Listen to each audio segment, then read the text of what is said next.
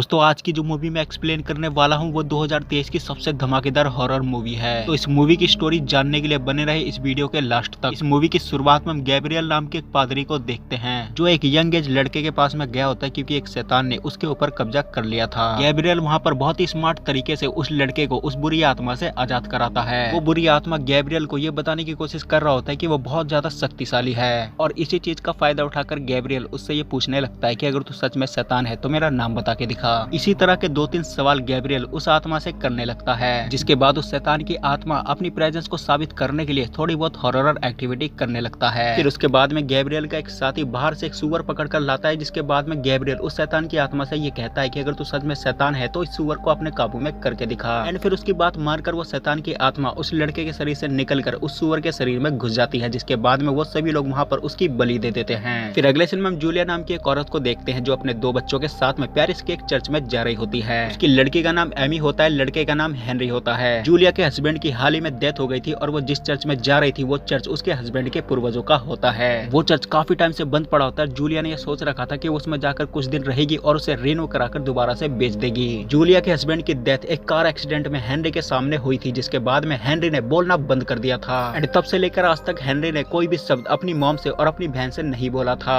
फिर फाइनली वो सभी लोग उस चर्च में पहुंच जाते हैं और अपना सारा सामान रखकर वहां पर शिफ्ट हो जाते हैं। फिर अगले दिन जूलिया चर्च को रिन्यू कराने के लिए कुछ लोगों को बुलाती है। फिर उन्हीं में से हम एक आदमी को देखते हैं जो जूलिया को एक प्रीस्ट से मिलवाता है। उस प्रीस्ट का नाम थॉमस होता है और वो इस चर्च को देख रहा था एंड उसने सोचा कि उसको इस चर्च के मालिक से मिलना चाहिए। फिर जूलिया उसको ये बताती है कि ये चर्च उसके हस्बैंड का पुश्तैनी चर्च है एंड उसको ये चर्च विरासत में मिला है एंड इसी वजह से वो इसको रिन्यू कराकर यहाँ पर कुछ दिन रुक कर इसको बेचना चाहती है। फिर अगले सीन में हम गैब्रियल को देखते हैं, उसको वेटिकन के कुछ सीनियर पादरी ने बुलाया होता है। उन लोगों ने उससे पूछताछ करने के लिए उसको बुलाया होता है क्योंकि उसने उस लड़के के ऊपर आई हुई आत्मा को भगाने के लिए किसी की भी परमिशन नहीं ली थी। एंड वहाँ पर हमें ये पता चलता है कि गैब्रियल 98% लोगों को साइकोलॉजिस्ट के पास में भेज देता है एंड बाकी के बचे 2% लोगों के ऊपर आई हुई आत्मा को हकीकत में वो भूत मानता है। फिर बाकी के पादरी उसको वेटिकन के पद से हटाने की बात कहने लगते हैं। ये बात सुनकर गैब्रियल को गुस्सा आ जाता है, जिसके बाद में वो उन पादरी को ये बोलता है कि उसको ये पद उनकी वजह से नहीं बल्कि उसके गुरु की वजह से मिला है। इतना बोलने के बाद में गैब्रियल वहाँ से चला जाता है। फिर हम हेनरी को देखते हैं, हेनरी उस चर्च में घूम रहा होता है। घूमते घूमते वो चर्च के बेसमेंट में चला जाता है। बेसमेंट में हेनरी को एक दीवार के पीछे वेटिकन की मोहर दिखाई देती है। फिर हम जूलिया को देखते हैं, जूलिया हेनरी को खोजते हुए उसके कमरे में चली जाती है जहाँ पर हेनरी अपने बेड पर सो रहा होता है। फिर जैसे जूलिया वहाँ से जाती है तो हमें देखने को मिलता है कि किसी प्रेत आत्मा ने हेनरी के ऊपर कब्जा कर लिया है। फिर अगले सीन में हम चर्च के अंदर काम कर रहे 2 लोगों को देखते हैं जो उसी चर्च की दीवार के पास में चले जाते हैं एंड उन्हें भी उस दीवार के पीछे वेटिकन की मोहर दिखाई देती है। जैसे ही वो लोग उस मोहर को बाहर निकालने की कोशिश कर रहे होते हैं तो वहाँ पर एकदम से ब्लास्ट हो जाता है। इस ब्लास्ट में उन दोनों की जान चली जाती है, जिसके बाद में वहाँ पर काम कर रहे सभी लोग डर कर वहाँ से चले जाते हैं। फिर अगले सीन में हम हेनरी को देखते हैं, उसे अचानक से दौरे पड़ने शुरू हो जाते हैं। फिर उसके पास में जूलिया और एमी दौड़कर आ जाती हैं। फिर जैसे ही वो दोनों हेनरी को उठाते हैं तो हेनरी के अंदर की आत्मा उन दोनों को ये बोलती है कि तुम सब यहाँ पर मारे जाओगे। इतना बोलने के बाद में हेनरी वहाँ पर बेहोश हो जाता है, जिसके बाद में जूलिया उसको एक हॉस्पिटल में ले जाती है। फिर हॉस्पिटल में डॉक्टर हेनरी को चेक करने के बाद में जूलिया को ये बताते हैं कि उसकी सारी रिपोर्ट नॉर्मल है। इसके बाद में जूलिया हेनरी को वापस अपने घर ले आती है। घर लाने के बाद में एमी एक गीले कपड़े से उसका सर पोंछने लगती है। वो बर्फ लेने के लिए एक दूसरे कमरे में जाती है तो अचानक से वहाँ पर लाइट चली जाती है। फिर हेनरी को अकेला देखकर जूलिया उसके पास में जाती है और उसे गले लगाती है। फिर हेनरी उसको गलत तरीके से छूने लगता है। फिर उसके बाद में जूलिया हेनरी से थोड़ा सा दूर आ जाती है। फिर उसके बाद में हेनरी अपने टी शर्ट को ऊपर करता है तो उसके पेट पर नाखूनों से हीट लिखा होता है। ये देखने के बाद में जूलिया को टेंशन होने लगती है। फिर वो थॉमस को बुलाती है। फिर थॉमस जैसे ही हेनरी के कमरे में जाता है तो हेनरी के अंदर का शैतान उसको अपनी शक्तियों से उठाकर दूर फेंक देता है।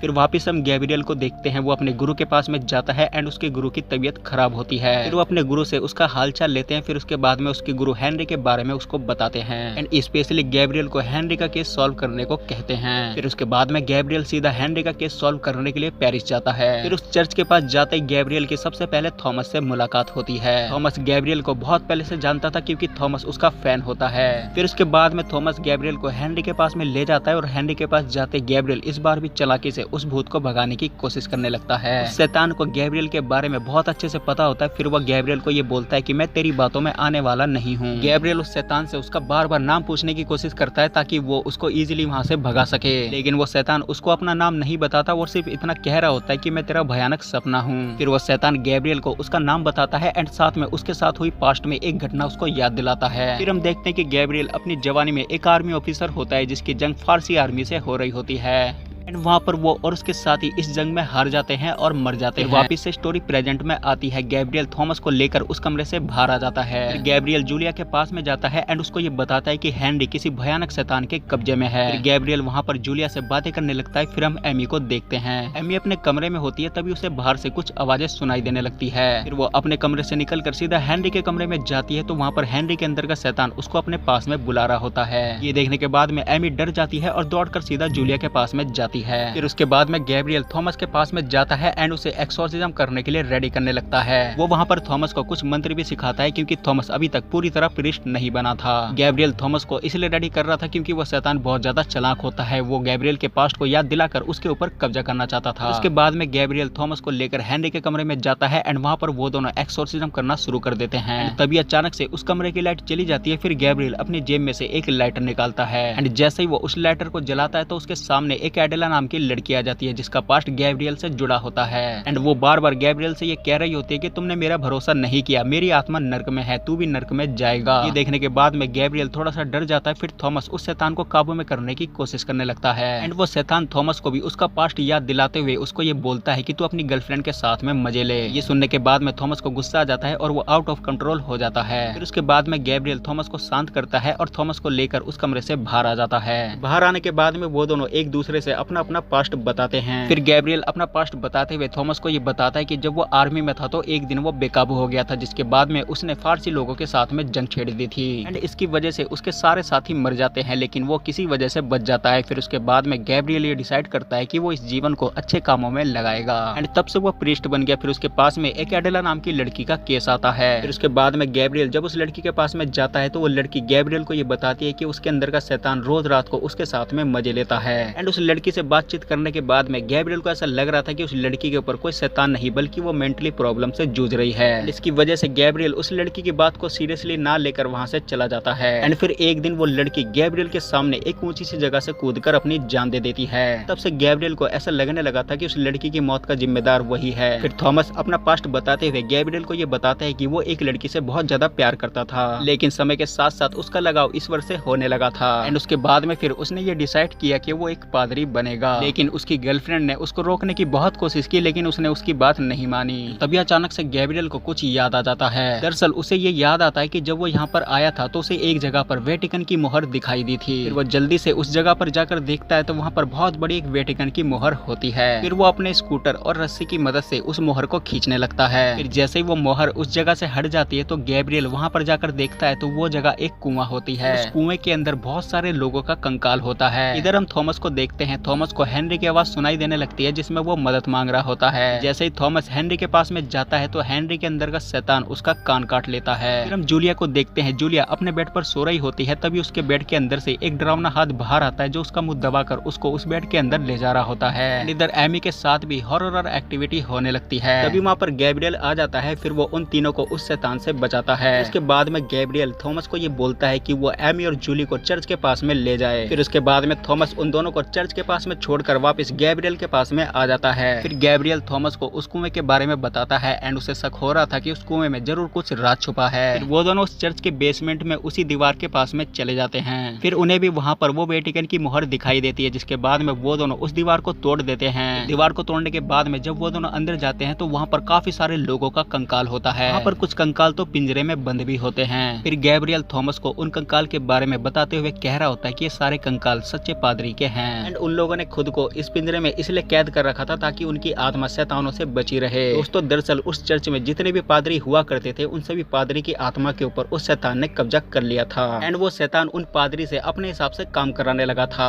बाकी के जितने सच्चे पादरी बचे थे उन्होंने खुद को इस तरह जाली में कैद कर लिया था।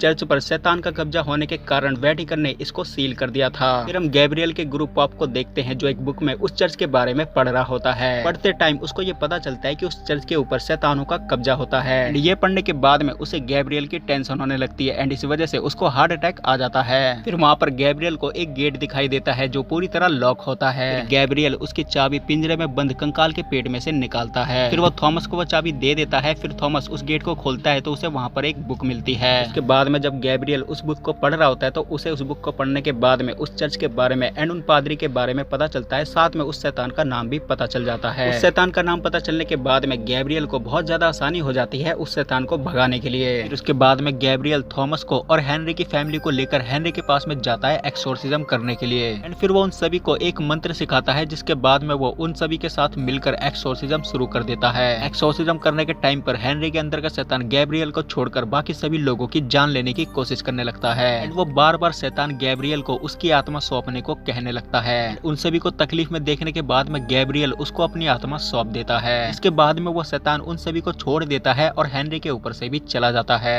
एंड फिर थॉमस हेनरी को और उसकी फैमिली को एक गाड़ी में बैठाकर वहां से रवाना कर देता है। फिर हम देखते हैं कि गैब्रियल के ऊपर वो शैतान पूरी तरह कब्जा कर चुका होता है। फिर वहां पर गैब्रियल अपनी जान देने की भी कोशिश करने लगता है, क्योंकि वो ये नहीं चाहता था कि वो शैतान उसके शरीर में वास करे। लेकिन वो शैतान गैब्रियल को मरने नहीं देता। फिर उसके बाद में गैब्रियल बेसमेंट में चला जाता है। तभी वहां पर थॉमस भी आ जाता है। फिर वो वहां पर मंत्र बोलने लगता है एंड गैब्रियल के अंदर की आत्मा को भगाने की कोशिश करने लगता है। तभी वहां पर उसकी गर्लफ्रेंड के रूप में वो शैतान भी आ जाता है। एंड वो शैतान थॉमस को भी मारने की कोशिश करने लगता है, लेकिन थॉमस के हाथ में जीसस का एक लॉकेट होता है, जिसके जरिए वो उस शैतान को मार देता है। उसके बाद में गैब्रियल खुद को कंट्रोल करते हुए उस शैतान को अपने अंदर से बाहर निकालता है। फिर थॉमस उस लॉकेट को गैब्रियल को दे देता है, क्योंकि गैब्रियल के पास में एडला के रूप में वो शैतान आ चुका होता है। एंड फिर थॉमस और गैब्रियल मिलकर उस शैतान को वहां पर हमेशा के लिए खत्म कर देते हैं। फिर उसके बाद में गैब्रियल अपने स्कूटर लेकर वहां से हमेशा के लिए चला जाता है। फिर वो वहां से सीधा अपने गुरु के पास में जाता है, क्योंकि उसकी तबीयत भी बहुत ज्यादा खराब हो चुकी होती है। एंड वो शैतान उसकी भी जान लेने की कोशिश करने लगता है। एंड वहां पर वो अपने गुरु से मिलता है एंड साथ में अपने गुरु को थॉमस से भी मिलवाता है। फिर उसके बाद में गुरु उन दोनों को चर्च के एक म्यूजियम में भेजते हैं। एंड यहाँ पर ये मूवी खत्म हो जाती है। तो दोस्तों आज की वीडियो में सिर्फ इतना ही। मैं मिलूंगा आपको नई वीडियो में नए टॉपिक के साथ। तब तक के लिए धन्यवाद।